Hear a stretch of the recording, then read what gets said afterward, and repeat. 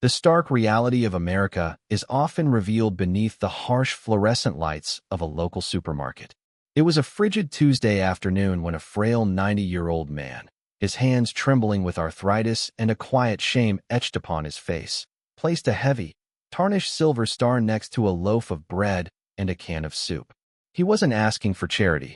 He was offering an exchange: blood, sweat, and the ghosts of forgotten wars in return for 3 days' sustenance.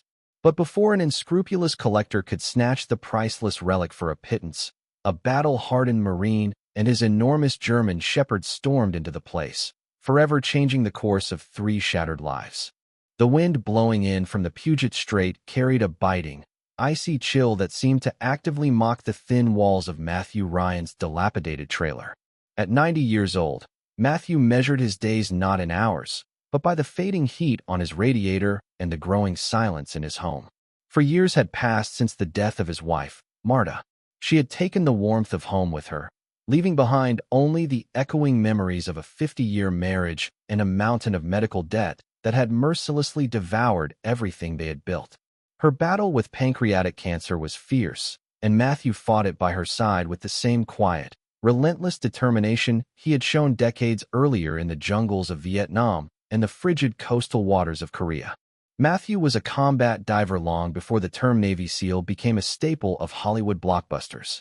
Matthew had served on underwater demolition teams, later joining the newly formed SEAL teams in the early 1960s. He had shed his blood for his country in murky waters most men couldn't even locate on a map. He had loaded the mangled bodies of his brothers onto extraction helicopters under heavy enemy fire. He had survived the insurmountable.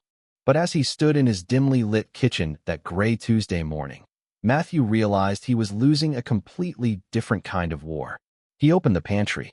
On the bottom shelf was a box of generic oatmeal next to a can of instant coffee and half a package of crackers. The refrigerator was even worse. A single jar of mustard and a plastic jug with a couple of inches of spoiled milk. Matthew's stomach let out a hollow, desperate roar. He hadn't eaten a solid meal in 2 days. He approached the kitchen table, his knees creaking in protest. On the scratched surface of the plywood lay a bank default notice printed in aggressive, menacing red type.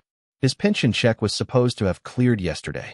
It was all the money he had left after the aggressive reverse mortgage company had squeezed his monthly pound of flesh dry. But when he called the automated bank line that morning, the robotic voice coldly informed him that his balance was 22 cents. Matthew rubbed his sun-weathered face. His skin, like old parchment, stretched over his prominent cheekbones. Pride was a dangerous thing for an old man, but it was the only possession Matthew had left in abundance. He had never begged, not even once. Slowly and deliberately, he made his way to his small room. In one corner, on a dusty dresser, sat a heavy oak display case. The glass was fogged, but beneath it lay the entirety of his youth. The golden trident, the combat pin, the purple heart with a gold star, and in the center, gleaming even in the dim light, his silver star. The commendation highlighted his remarkable bravery and fearlessness in action, detailing how 26-year-old Matthew had single-handedly repelled a Viet Cong ambush to save his surrounded platoon. Matthew stared at the medal. He remembered the smell of cordite, the deafening roar of gunfire, the coppery taste of fear and adrenaline. He remembered the president pinning it to his chest. With trembling, age-stained hands, Matthew opened the back of the display case. He hesitated. Removing the medal felt like betrayal. It was like admitting defeat, but the sharp pain in his stomach reminded him of a harsh, inescapable reality. You can't eat bronze or drink silver. Forgive me, guys, Matthew whispered to the ghosts of his squadron. He unbuttoned his silver star and slipped the heavy ribbon medal into the pocket of his faded wool coat. He also took a smaller, solid silver commemorative coin he had received from a commanding officer. Matthew buttoned his coat up against the wind, picked up his wooden walking stick, and stepped out into the frigid Washington rain. The walk to the Omagi market was only 6 blocks, but for a weary 90-year-old man, it felt like a march forced through hostile territory. The rain soaked his thin trousers, chilling him to the bone, but he kept his chin down and his boots moving forward, one agonizing step at a time. Omagi Market was a staple of the Bremerton community, a medium-sized, independent grocery store that smelled of paving stones, fresh apples, and the warm, intoxicating aroma of rotisserie chickens turning in the deli. When Matthew pushed open the automatic sliding doors, the sudden gust of heat made him dizzy. He gripped the handle of a shopping cart to stay upright, breathing heavily to calm his racing heart. He navigated the aisles with extreme precision. He couldn't afford to look at the fresh meat section or the vibrant produce section. He pushed his cart straight down the center aisles while his eyes scanned the lower shelves where the cheapest items were located. He selected a loaf of white bread, a generic brand, a jar of peanut butter, a can of generic chicken noodle soup, and a small pouch of dry dog food. He didn't own a dog, but there was a stray sleeping under his caravan, and Matthew couldn't bear the thought of letting the animal starve, even though he was starving himself. He headed toward the front of the store. Checkout number 4 was staffed by a teenage girl named Chloe, who was rhythmically chewing gum and staring blankly at a magazine on her phone. "Did you find everything okay?" Without looking up, she swiped the items through the scanner. "Yes, ma'am. Thank you," Matthew replied hoarsely, almost a whisper. "That'll be $14, Chloe said, finally looking up. She blinked, noticing the shivering, dripping old man standing in front of her. A flicker of compassion crossed her eyes. Matthew reached into his pocket. His fingers navigated past his empty wallet and the clasps closed around the cold metal of the silver star. He took it out along with the heavy commemorative silver coin and carefully placed them on the black conveyor belt. Chloe stared at the items. "Excuse me, sir, I can't accept these. We only accept cash, card, or EBT. I know," Matthew stammered, feeling humiliation rise to his pale cheeks. "But it seems I've had a little financial trouble. This star is genuine silver, and the coin is pure sterling silver. I assure you they're worth much more than $14. I just need the food. I'll buy them again next week when I get my pension." Chloe looked panicked. "Sir, I really can't. Let me call my manager." Before Matthew could protest, Chloe pressed a button under her cash register. Within seconds, Richard, the manager on duty, a man in his 40s with a tight tie and a permanently annoyed expression, approached. "What's the problem here?" Richard asked with a sigh. Chloe gestured to the medals. "Does he want to pay with these?" Richard looked at Matthew, then at the medals. "Sir, this is a supermarket, not a pawn shop. If you can't pay for your purchase, I ask that you step aside." "Please," Matthew said, his voice slightly cracking. He hated himself for begging. A man who had stared death in the face in the Mekong Delta was now pleading for peanut butter. "It only costs $14. The metal alone is worth it." "I don't care what it's worth," Richard snapped, losing his patience. "I can't fit a single piece of metal in the register." "Move over, sir." "Just wait a second." A voice interrupted from behind Matthew. Gordon Finch was in line with a basket full of premium beer and steaks. Gordon was a local antique dealer known in town for his aggressive bargaining and shady business practices. He had a good eye for valuables, but he lacked conscience. Gordon stepped forward and picked up the silver star from the belt. He turned it over, and his eyes widened slightly as he read the engraving on the back. He immediately realized it wasn't a replica. It was an original, named and dated piece, a piece of military history that could fetch thousands of dollars at a private auction. "I'll tell you what, old man," Gordon said, flashing a shark-like grin. "The manager's right, he can't accept this. But I'm generous. I collect this kind of keepsake. I'll give you $20 cash for the star and the coin. That covers your purchases, and you get some change in your pocket. A favor between neighbors." Matthew stared at Gordon. He knew he was being robbed. He knew the man was taking advantage of his desperation. But Matthew's vision was blurry because of low blood sugar, and the embarrassment of holding up the line was killing him. $20, Matthew whispered, looking at his boots. "Take it or leave it," Gordon said, reaching into his wallet for a bill. "Honestly, I'm doing you a favor." Matthew slowly reached out to accept the money, his heart shattering into 1,000 irreparable pieces.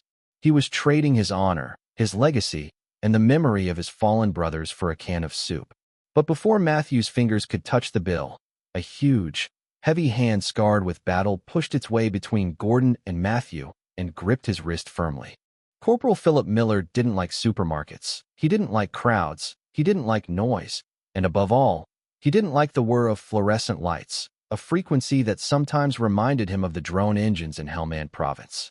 Dave was 28 years old, with an imposing physique, a very short military haircut, and eyes that constantly scanned the perimeter.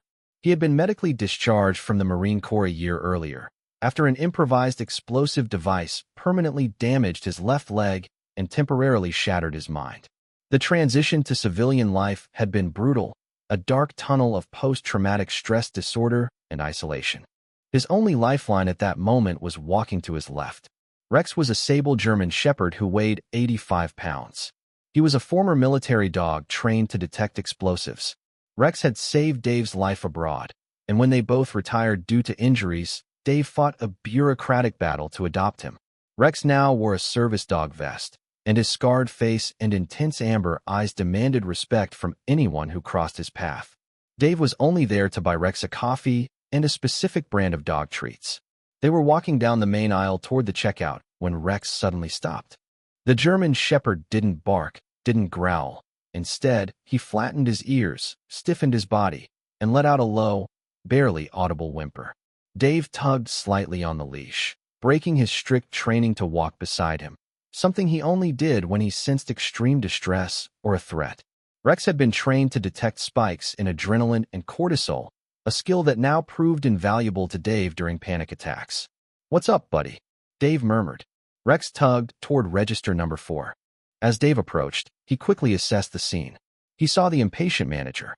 He saw the frail, drenched old man, who looked like he was about to faint. He saw the repulsive fellow with the dollar bill, and then Dave's gaze fell on the black conveyor belt. He stopped dead in his tracks. Dave had spent enough time with top-level operators to recognize the hardware next to the loaf of bread. It was a silver star, and beside it a commemorative coin bearing the insignia of the Naval Special Warfare Command. Dave's blood pounded in his ears. He saw the old man reach out for the bill, his face reflecting utter defeat. Dave didn't think. His training took over. He covered the distance in 3 long strides, and Rex followed perfectly. Just as Gordon Finch was about to hand over the money, Dave reached out and gripped his wrist tightly, like a steel vise. "Hey, what the hell?" Gordon yelled, trying to pull his arm back. "Put the money in your pocket," Dave said, his voice low, husky, and dangerously calm. "Before I make you eat it." "Excuse me," Gordon exclaimed, puffing out his chest, though his eyes betrayed his fear as he looked at the enormous Marine and the equally intimidating German shepherd now staring at him.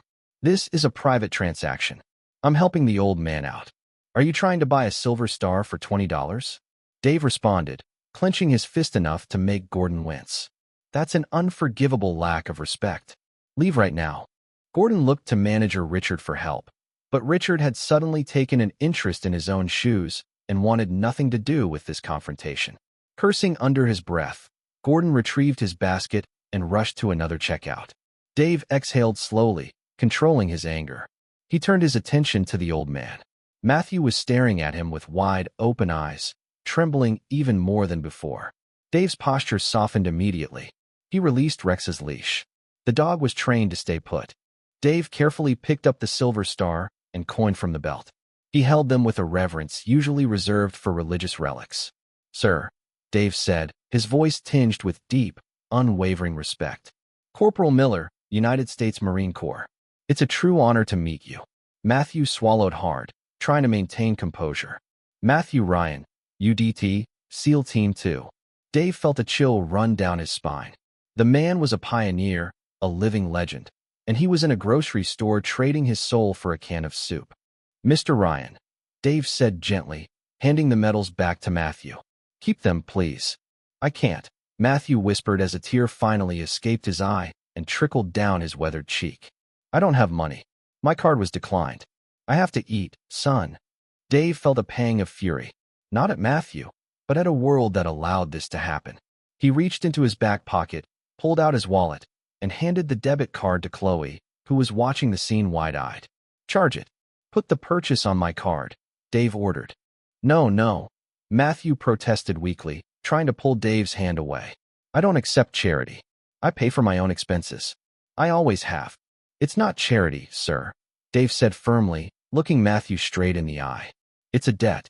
I'm a Marine. You're a combat diver. You paved the way for guys like me.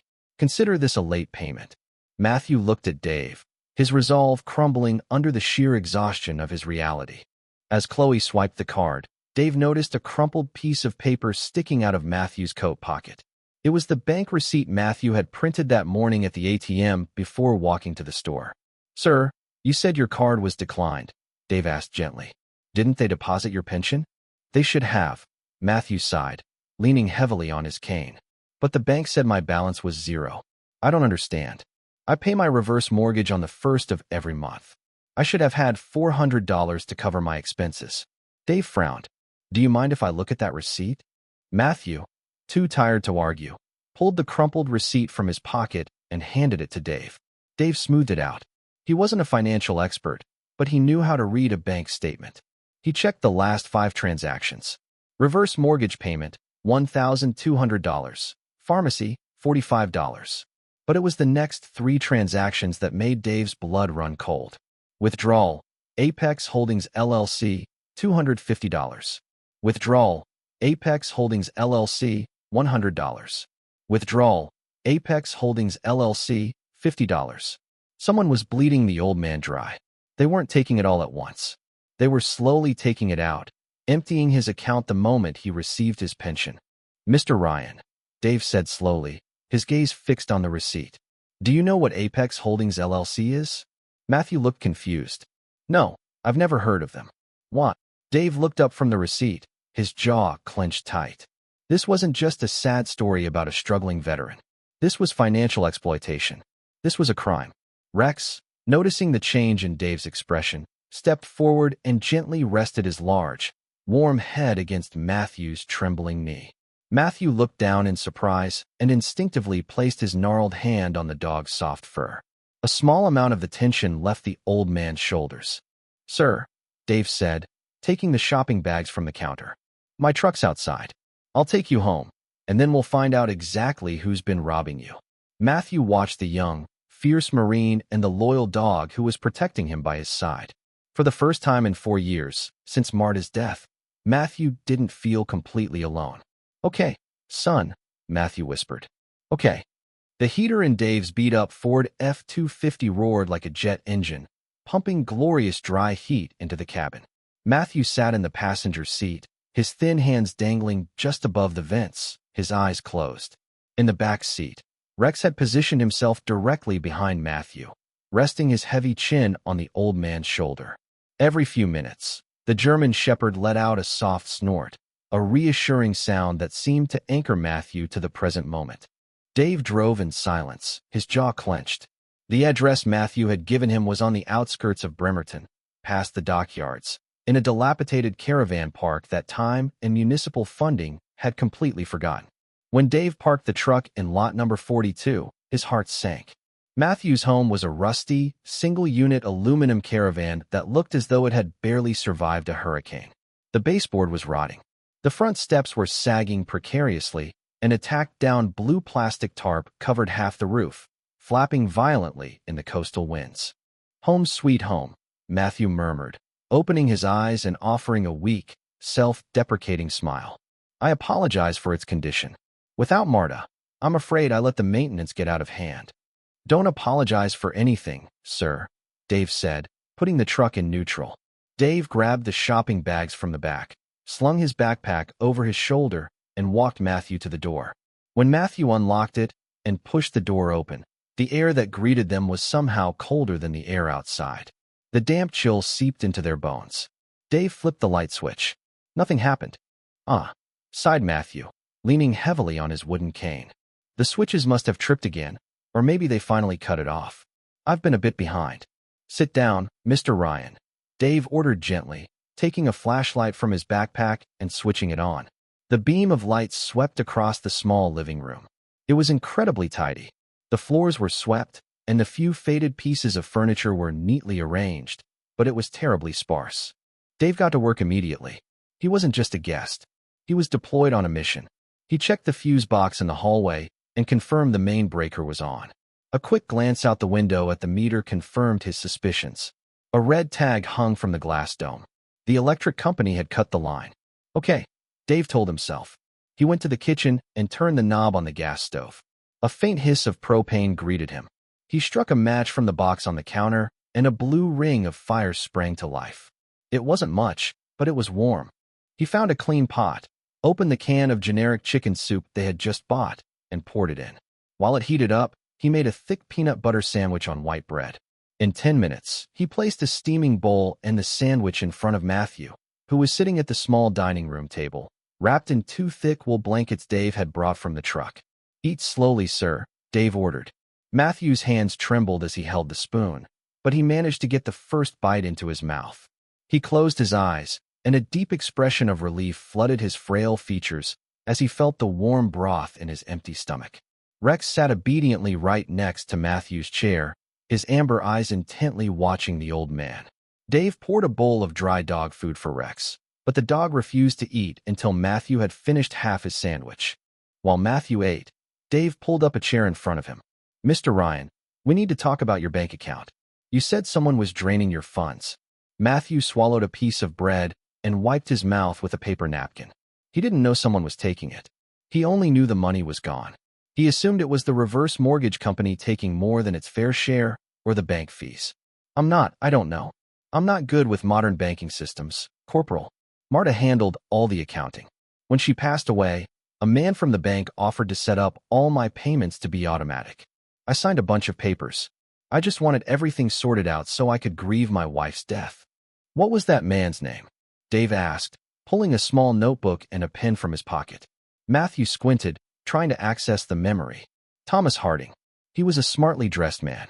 He came out, drank my coffee, and told me how much he respected my service. He set up the reverse mortgage to pay Marta's hospital bills and said the remaining pension would be mine to live on." "Where are the papers he made you sign?" Matthew pointed with a trembling finger to a rickety metal filing cabinet in the corner of the living room. "The top drawer, under the green folder." Dave walked over, opened the drawer, and took out a heaped envelope of manila paper. He sat back down at the table and began examining the documents by the light of his flashlight. It was a standard, albeit predatory, reverse mortgage contract, but as Dave delved deeper into the appendices, he squinted. Hidden on page 47, buried under a mountain of dense legal jargon, was an authorization form for an account administration and management fee. It granted an entity called Apex Holdings LLC the right to withdraw funds for ongoing financial advisory services. No fixed amount was given. It was a blank check. "This is a parasite," Dave muttered, clenching his jaw. "They didn't just charge a fee, sir. They've been accessing your account 3 or 4 times a month. $200 here, $50 there. They kept it below the fraud alert thresholds. They've been slowly bleeding you dry, hoping you'd die before anyone noticed." Matthew stared at his half-empty soup bowl. "I should have read it more carefully. I was a fool, wasn't I?" "You were grieving," Dave said sharply, his tone now firm. "And this coward took advantage of that. Do you have Thomas Harding's business card?" Matthew nodded slowly, reached into his wallet, and slid a shiny, expensive-looking card onto the table. "Thomas Harding, Senior Advisor, Harding Financial Solutions, Bremerton Town Center." Dave stared at the card. The familiar, icy calm of a combat operation settled over him. The erratic buzzing of his post-traumatic stress disorder faded, replaced by the sharp focus on a specific goal. "Finish your soup, Matthew," Dave said, standing up and putting his notebook in his pocket. "Rex and I have an errand to run." Before leaving the trailer park, Dave sat in the cab of his truck and made a phone call. He dialed a number he hadn't used in over a year. "Yeah," came a voice that sounded sleepy despite it being late in the afternoon. "It's Miller." There was a pause on the call, followed by the sound of papers being moved and the tapping of a keyboard. Wyatt was a former Marine Corps intelligence analyst who had served in Dave's unit. An improvised explosive device had amputated his right arm, but his brain and his remaining hand were faster on a secure network than a supercomputer.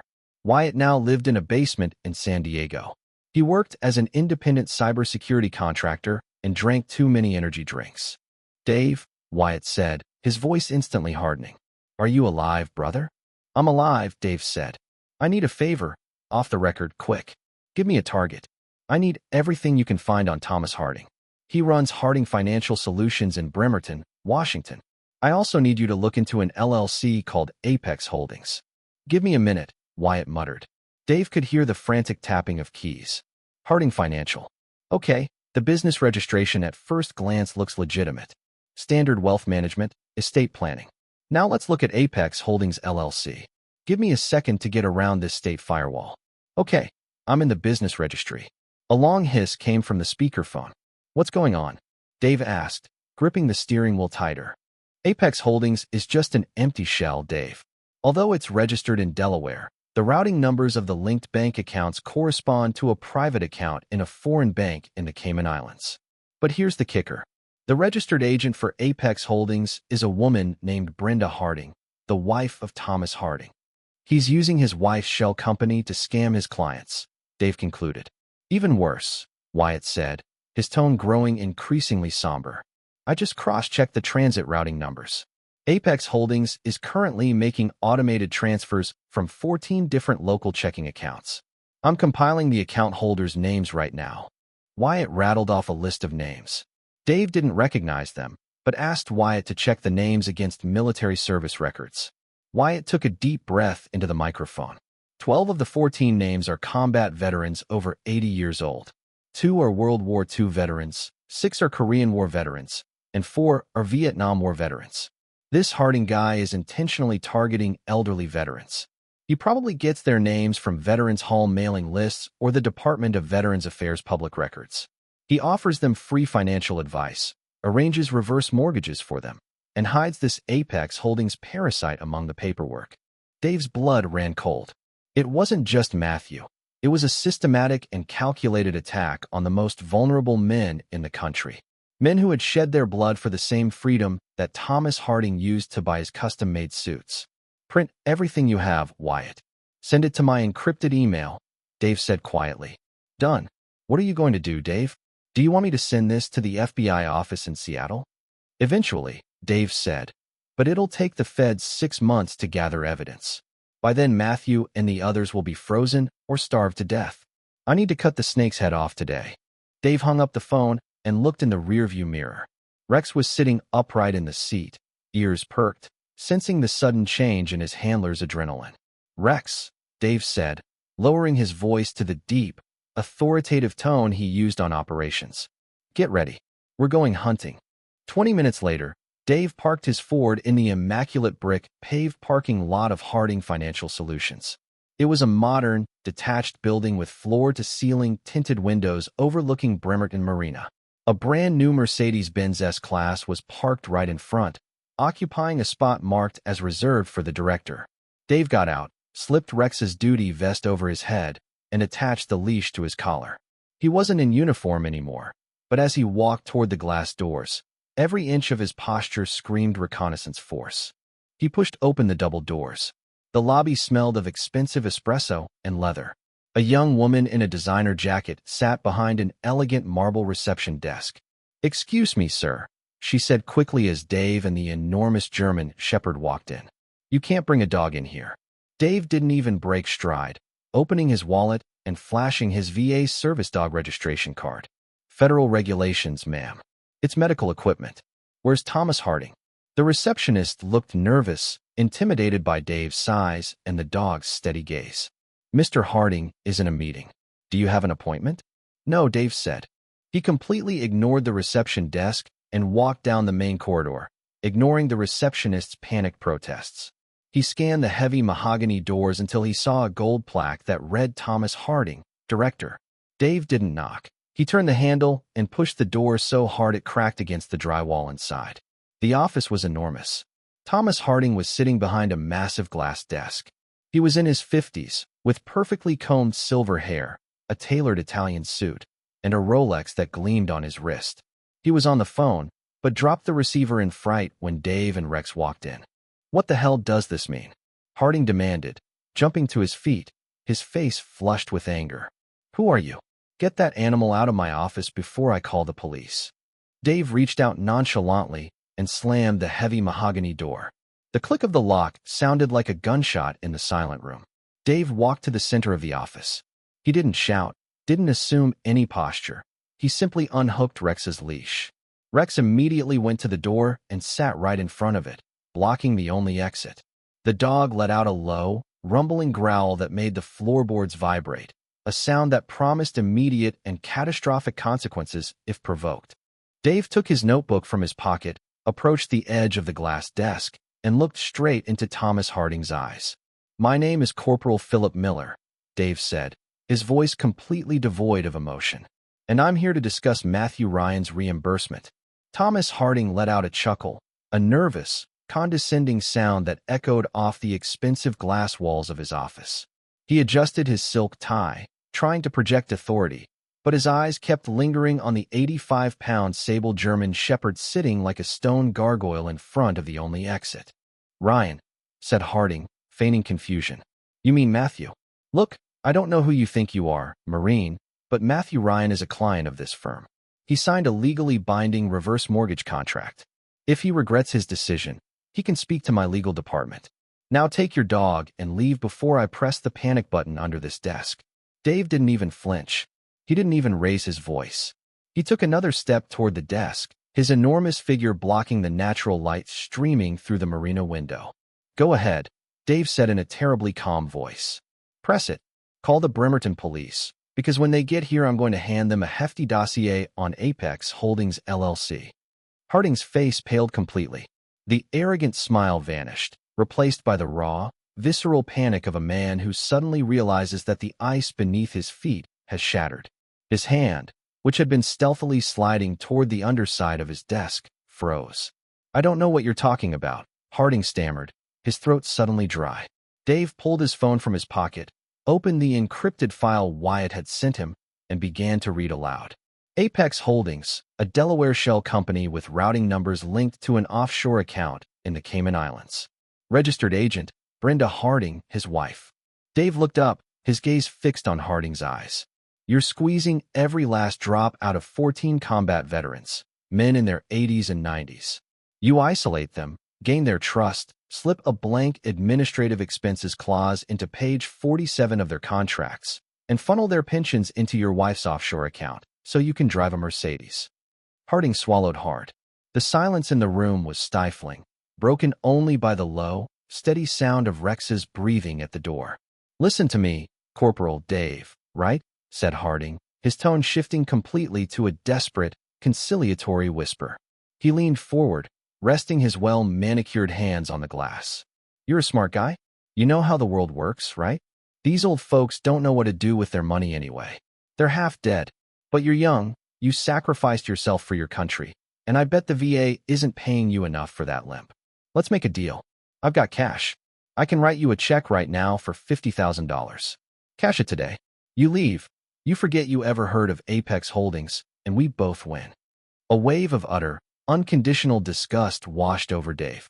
In Helmand Province, he had fought men who wanted to kill him for ideological reasons.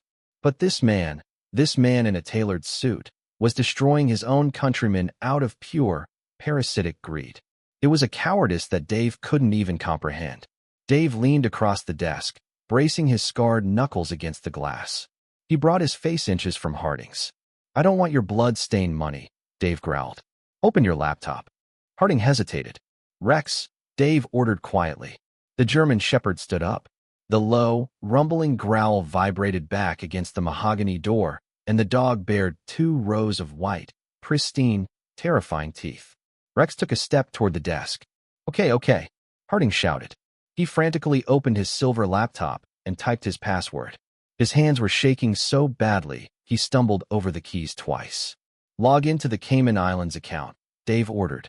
Harding opened the bank portal. The screen loaded, revealing a balance that made Dave's jaw clench. More than $2.4 million. A fortune amassed from stolen pensions and rigged reverse mortgages. "Now," Dave ordered, pulling Wyatt's list from his pocket and dropping it onto the keyboard. "You're going to initiate 14 separate wire transfers.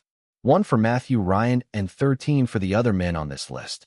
You're going to pay them back every last penny you stole from them over the past 5 years." That's impossible to calculate right now," said Harding, sweating, wiping his forehead with a trembling hand.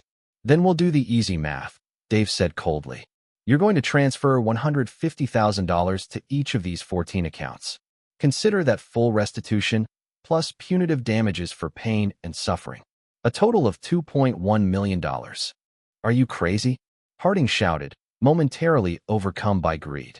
That'll almost wipe out all the money in the account. It's my money. I earned it. Dave moved so fast that Harding didn't even have time to blink.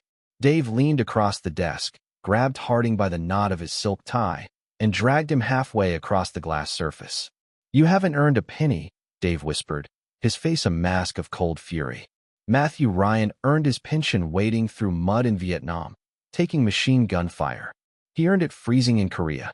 Today, because of you, he traded his silver star for a can of soup.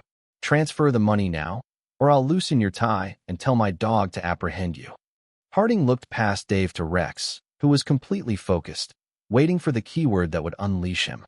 Tears of pure terror streamed down Harding's cheeks. Okay, I'm doing it. I'm doing it. Dave let go of the tie. Harding slumped in his leather executive chair, gasping for air. With trembling fingers, he began entering the routing numbers from Wyatt's list, setting up the 14 wire transfers. Dave watched the screen intently, checking each digit against Matthew's bank receipt and the intelligence report. Authorize them, Dave said. Harding pressed the final button. A green confirmation screen appeared. Wire transfer initiated. Funds will be available immediately. It's over, Harding sobbed, covering his face with his hands. You took everything. Not everything, Dave corrected, turning away from the desk. You still have your freedom. For about 20 minutes. Harding looked up, his eyes red and confused. What? Did you really think I was going to let you keep doing this? Dave asked, tapping his phone. While you were processing those transfers, my contact in San Diego had just forwarded the entire Apex Holdings data package to the FBI office in Seattle, the Securities and Exchange Commission, and the newsroom of the Seattle Times. Harding opened his mouth in dreadful silence. If I were you, Dave said, reattaching the leash to Rex's collar, I'd use whatever money you have left in your checking account to hire a really good defense attorney. But knowing the federal authorities, they're probably already freezing your assets. Dave turned his back on the ruined financial advisor and walked toward the door. He didn't look back. As he and Rex left the glass building, Thomas Harding was left to the utter destruction he himself had wrought. The sun was beginning to set over the Puget Strait, casting long gray shadows across the dilapidated caravan park. By the time Dave's Ford F-250 returned to parking lot 42, things were different. This time Dave hadn't come back empty-handed. His first stop after leaving Harding's office was the local electric company, where he used his card to pay off Matthew's debt, plus a hefty fee for same-day emergency reconnection. His second stop had been a high-end butcher shop and fresh produce market. Dave grabbed the heavy paper shopping bags from the truck bed and knocked on the front trailer door twice. Come in, Matthew said hoarsely. When Dave opened the door, the first thing he noticed was the whirring. The refrigerator was running. He reached down the wall and flipped the light switch up. A warm, golden light flooded the small living room, banishing the gloomy, damp shadows that had haunted the caravan just hours before. The electric radiators were already running, pumping much-needed heat into the frigid air. Matthew was sitting at the dining table, still wrapped in his wool blankets, but his eyes widened in surprise at the glowing ceiling light. The power came back on just 20 minutes ago, Matthew whispered, his voice trembling. Don't worry about it, sir, Dave said, carrying the bags into the kitchen. He began unloading the contents. 2 thick ribeye steaks, fresh asparagus, a bag of real potatoes, eggs, bacon, dark roast coffee, and a large bag of premium dog food for the stray dog that lived under the porch. Rex trotted over to Matthew, instantly resting his heavy chin on the old man's knee. Matthew smiled, and his gnarled hand instinctively moved to scratch the dog behind its ears.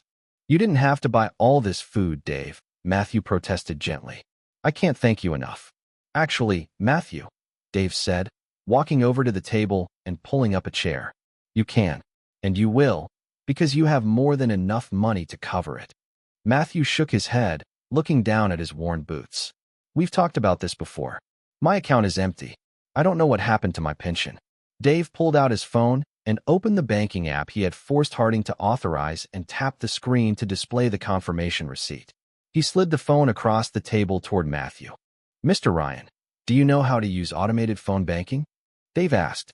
Yes, I called them this morning. That's how I knew I had 22 cents. Call them again, Dave ordered quietly. Use my phone right now. Matthew looked confused, But the young Marine's eyes held absolute certainty, and it forced him to obey. He dialed the 1-800 number on the back of his debit card. He entered his account number and four-digit PIN with trembling fingers. He put the phone on speaker so he didn't have to hold it to his ear. The automated, robotic voice echoed in the silent trailer. "Welcome back. Your current available balance in your checking account is $150,000.22. Matthew stopped breathing. He stared at the phone as if it had grown fangs. He pressed the button to repeat the balance. Your current available balance in the checking account is $150,000.22. The phone slipped from Matthew's hand and crashed onto the table. The color drained from his face, and he gripped the edge of the table to steady himself. "No, I don't understand." Matthew gasped as a tear escaped and traced a path down his weathered cheek. "It's a mistake. The bank." "It's not a mistake, Matthew," Dave said gently, extending his large hand and placing it over Matthew's trembling one. "Thomas Harding was stealing from you. He set up a shell company to drain your account every month. I visited him. We had a very productive conversation. He realized his mistake and agreed to return everything he'd taken, plus a penalty for the trouble he caused." Matthew stared at Dave, his mind struggling to process the monumental shift in his reality. He wasn't going to freeze to death. He wasn't going to starve. He would never again have to look at his silver star with the eyes of negotiation. The crushing, suffocating weight of poverty that had been smothering him for 4 years vanished in an instant. He gazed at the imposing Marine and the fiercely loyal dog. Matthew had survived ambushes in the jungle, but he had never experienced a rescue like this. "You did this," Matthew whispered, his voice breaking with deep emotion. "You saved me, son." "What?" "Because you're a diver, Matthew," Dave said simply, a faint smile playing on his lips. "We don't abandon our men. We never have, we never will." Dave got up and went back to the kitchen to start cooking the steaks. The sizzle of the meat hitting the hot cast iron skillet filled the trailer, accompanied by the rich, mouth-watering aroma of melting fat and salt. For the first time since being discharged from the hospital, the chaotic, oppressive anxiety that Dave felt in his chest had completely disappeared. He felt clear-headed. He felt determined. As they enjoyed the best meal Matthew had had in 5 years, Dave pulled the folded piece of paper from his pocket, the list Wyatt had sent him. "Matthew," Dave said, his tone shifting from comforting to tactical. "Harding didn't just have you in his sights. He had a whole network of victims. This list includes 13 other names, all combat veterans, all over 80. I had Harding transfer the same amount of money to all of their accounts today." Matthew stopped chewing, his gaze hardening. The frail, defeated old man who had entered the Omagi market was no longer there. In his place, a glimpse of the fierce and relentless UDT diver came to life. "Are they from around here?" Matthew asked, his voice growing firmer. "Everyone in the Puget Sound area," Dave replied. "A guy named Donovan in Tacoma. A few guys in Olympia. They have the money now, but if Harding had taken advantage of them, who knows what other situation they'd be in. They might be sitting in the dark, just like you were. They might be hungry." Matthew glanced at the list and then looked at Dave. "Well, Corporal, a wire transfer is all well and good, but it won't fix a broken heater or put together a hot meal." Dave smiled, a real, genuine smile. "That's exactly what I was thinking. I've got a pickup truck, a really good dog, and plenty of free time, but I don't know these guys. They won't trust just any old Marine who shows up at their door." Matthew pushed the empty plate away and picked up his walking stick, straightening his posture with newly discovered determination. "They'll trust me," Matthew stated, his jaw clenched. "Give me 24 hours to put on some weight, son. Then we'll get ready. Let's go see how our brothers are doing." The next morning, a pale Washington sun finally managed to pierce through the thick, gray layer of clouds, casting a dim but welcome light on the Bremerton Trailer Park. When Dave parked his Ford F-250 in Lot 42, he didn't even have to knock. The door swung open and Matthew stepped out. The transformation was simply miraculous. The fragile, trembling figure from the supermarket aisle had vanished. Matthew had shaved his stubble, combed his thinning silvery hair neatly back, and wore a clean, ironed flannel shirt tucked into sturdy denim jeans. A faded navy blue cap with gold lettering rested on his head, UDT SEAL Team. He still leaned on his wooden cane, but his posture was noticeably more upright, his shoulders straight, and a deep pride had resurfaced. Rex barked happily from the truck cab, thumping his tail against the upholstery. "Good morning, Corporal," Matthew said, his voice clearer and stronger than it had been in years. "Good morning, sir," Dave smiled, getting out of the truck to help Matthew into the passenger seat. "Looks like you're ready for action." "I'm looking forward to it," Matthew replied, settling into the seat and scratching Rex eagerly behind the ears. "I ate half of that steak for dinner and the other half for breakfast. For the first time since Marta died, I slept through the night without waking up cold. Now let's go check on our brothers." Dave handed Matthew a printed copy of the remaining 13 names and addresses that Wyatt had sent. Matthew adjusted his reading glasses as his eyes scanned the list. He tapped his finger on the second name. "Henry Cowbell, Tacoma," Matthew read. "U.S. Army, survivor of the Chosin Reservoir." "We'll start with Henry." The journey to Tacoma lasted 40 minutes. When they arrived at the address, Dave felt a heavy, familiar knot in his stomach. Henry Cowbell's house was a small, post-war bungalow slowly being overtaken by ivy and neglected blackberry brambles. The gutters overflowed with rotting leaves, and the front porch sagged under the weight of severe water damage. Dave grabbed his first aid kit from the back seat, just in case, while Rex dropped into a strict heel stance, leaning on his left side. Matthew took the lead, pushing his way across the cracked concrete with his cane. He struck the peeling paint of the front door 3 heavy, authoritative times. For a long moment, there was only silence. Then the sound of bolts clicking open echoed from within.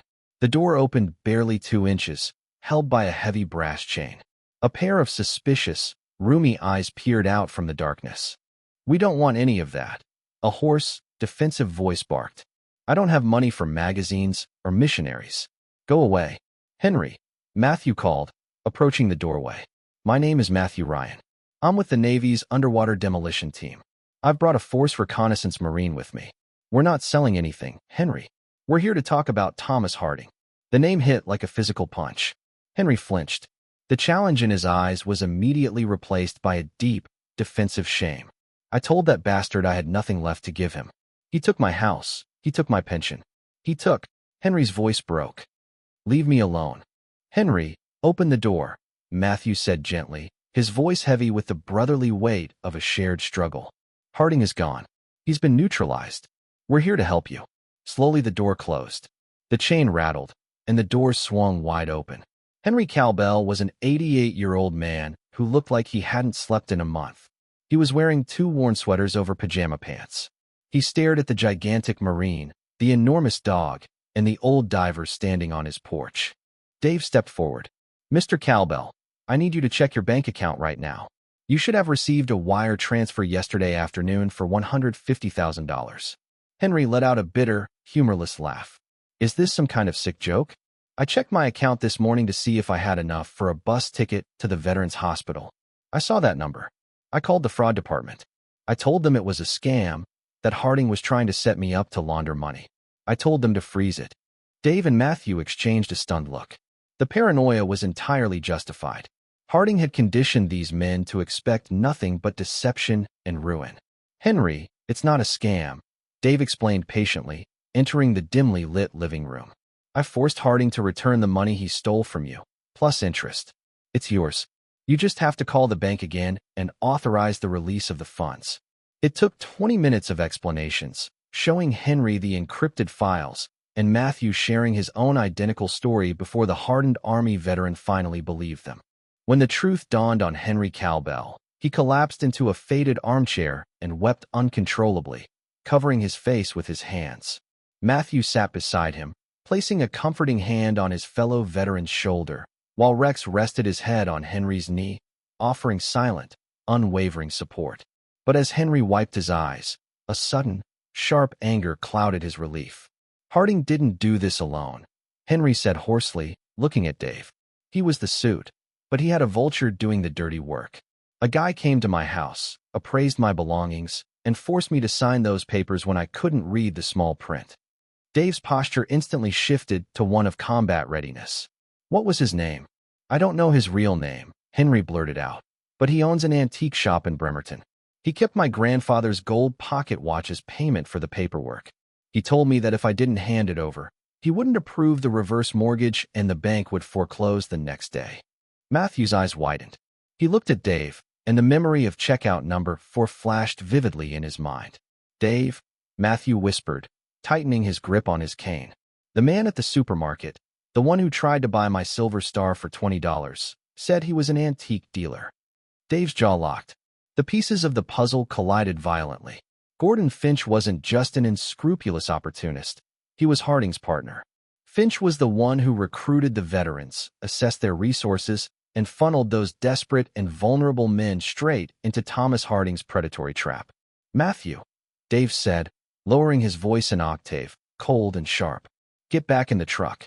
The bell hanging above the door of Finch's antique and curio shop jingled with a cheerful, innocent tinkling sound that completely betrayed the atmosphere in the room. The shop was messy and smelled of dust, old paper, and tarnished brass.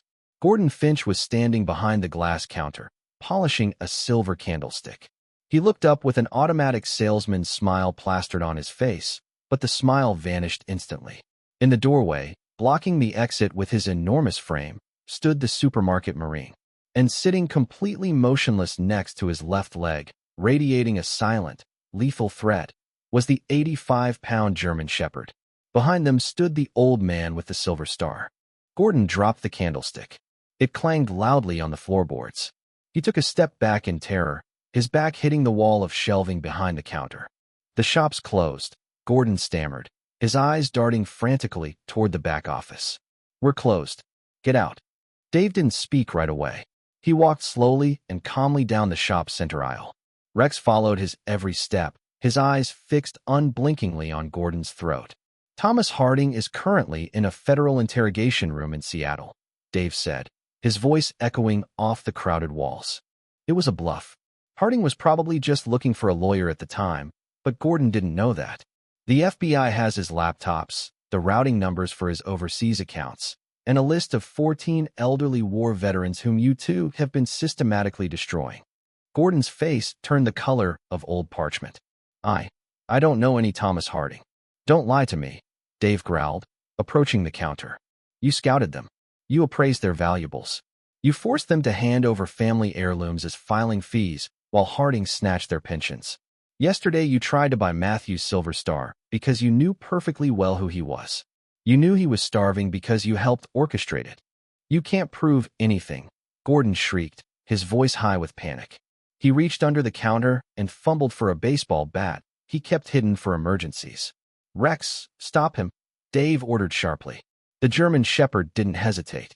Rex leaped over the glass counter with terrifying speed and agility. He landed heavily in the narrow floor space behind the counter, instantly closing the gap. Rex cornered Gordon against the shelving unit, his massive front paws planted on Gordon's chest and his jaws snapping just inches from Gordon's face, a ferocious, deafening bark rattling the dust on the ceiling. Gordon yelled, dropped his baseball bat, and covered his face with his hands, sliding down the wall until he was curled up on the floor. Down, Rex, Dave said quietly. Rex stopped barking instantly, but he didn't back down. He loomed over the sobbing antique dealer like a heavy, unyielding weight. Matthew slowly approached the counter, leaning on his cane. He looked down at the pathetic, trembling man on the floor. In the old diver's eyes there was no pity, only the cold, unforgiving judgment of a man who understood the true value of honor. Where is Henry Cowbell's pocket watch? Matthew asked insistently. In the safe, Gordon sobbed, pointing with a trembling finger toward the back office. At the back. The combination is 142238. Take it, just call the dog off. Dave went into the back office, found the heavy steel safe, and turned the dial. Inside were stacks of banknotes, dozens of military medals, antique jewelry, and a thick black leather ledger. Dave grabbed the ledger and skimmed through it. It was exactly what he needed. A meticulous, handwritten record of every item Gordon had extorted from the veterans, along with the bribes he'd received from Harding Financial Solutions. Dave picked up a small gold pocket watch that rested on the top shelf. He also took all the military medals from the safe and carefully put them in a duffel bag. He went back out into the store and threw the heavy black ledger onto Gordon's chest. The Bremerton police and the FBI are about 2 minutes away, Dave said, taking his phone out of his pocket and looking at the active call timer. He had dialed 911 the instant they got out of the truck. "I suggest you stay exactly where you are. If you try to run, Rex will stop you, and he won't do it gently." Sirens wailed in the distance, rapidly increasing in volume and tearing through the damp afternoon air. Matthew looked at Dave, and a deep sense of peace settled over his weathered face. The war was finally over. The enemy had been defeated.